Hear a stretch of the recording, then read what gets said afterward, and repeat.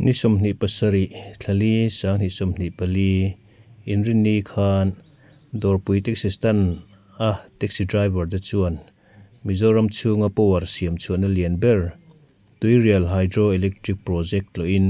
hun kan manga nuam kan ti in hlok thlak po kan ti hle ani hemini hian member somni panga kan kal theya tuirial HEP enkol tu nipko nathok engineer ten thatakin min lo dong songin an mun ma te min fan kol puya an hatho dan sang sang tele power siam chu dan te min hril boka an chunga kan lom hle ani midang he mun tlo ve du kan om chuan a thok tu te hi anin hong em ani in lo tlo ve hlom don nia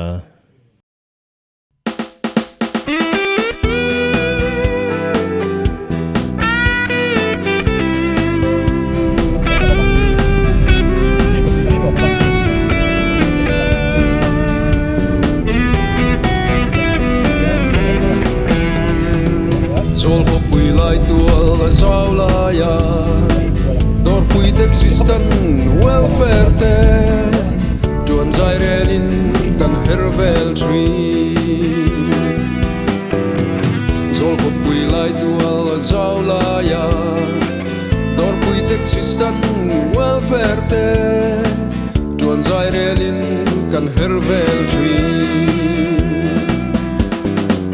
DTSW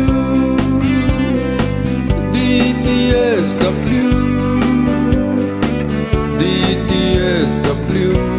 kan kalzeldo kan thiam kan thei kan ui ngai lo din cham lo then chang ni te hian thei tok chuin kan luang chuak thui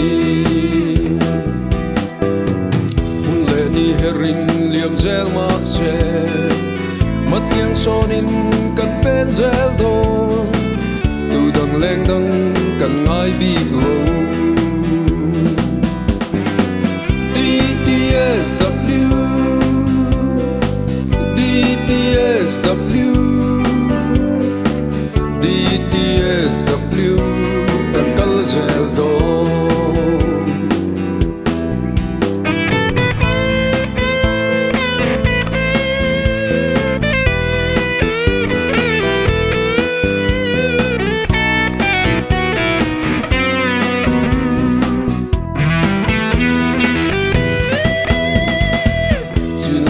ten lo ngai te u dor pui taxi stand welfare hi kan zam don lo kan kal zel do DTSW DTSW DTSW kan kal zel do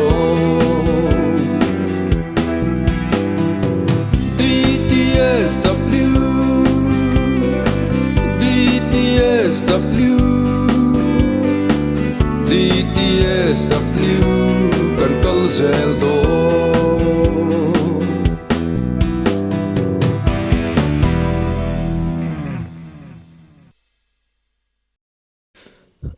Aizawl atanga tuirial Haidal project kaltur hian kong pahnih a awm a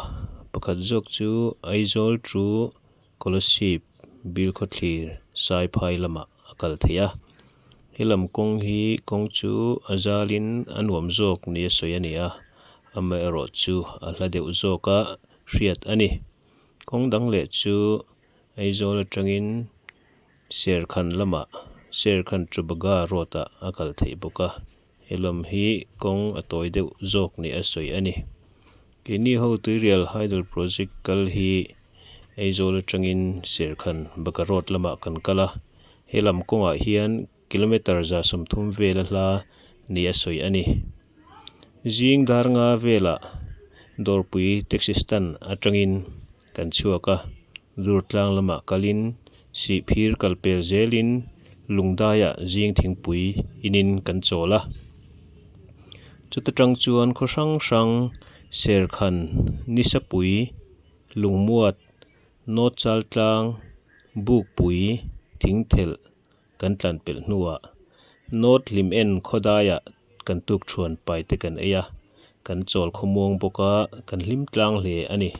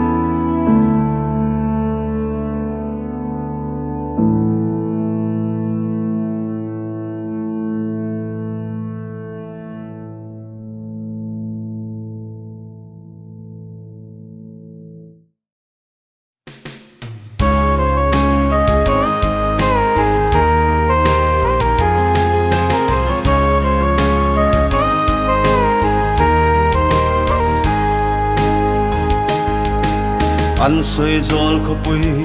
lai tual cham phei duaya leng tin khum tu moi ten apar vul chiae zain kan choi nang che i chung leng zong den asak ming di ts parang vul zel ro Odor pui tekstan Number DTS Wailo ten vulzela Zol ko pui moi Zain kan choi nang che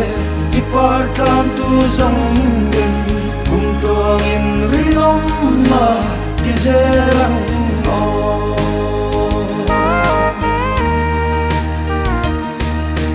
Chak le thang chim le ma Qua le veng su tin Ei bar fanao sil fen Chak hai tin reng ta Chan hai lu sun pui ngai I chan pui ze lang nu Kan sak ming kwa vela Amoy zel nge yang Odor pui tekstan Number DTS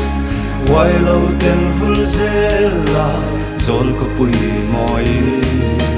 Zain kan choi nang che Ipartan tu zong den Kum tuang in rinom ma Tizerang o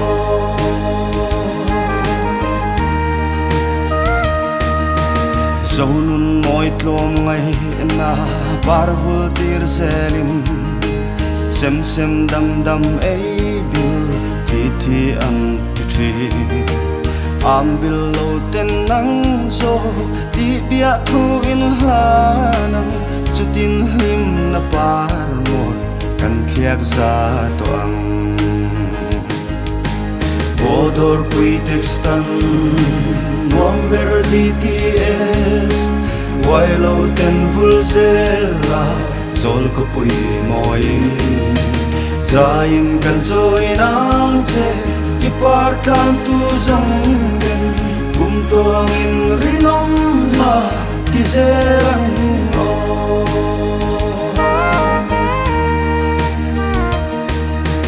Len rual lung du zong te Hallo ten lengin Siam tu hai lovin Lim ni che nang o Kum le thar zong lâu her Chuak zel don ma se la Ring nun hian kum tuang par Ai yang zo si lo Odor pui tekstan Number DTS Wailo ten vulzela Zol ko pui moi Zain kan choi nang che Ipartan tu zong den Kum tuang in rinom ma Tizerang o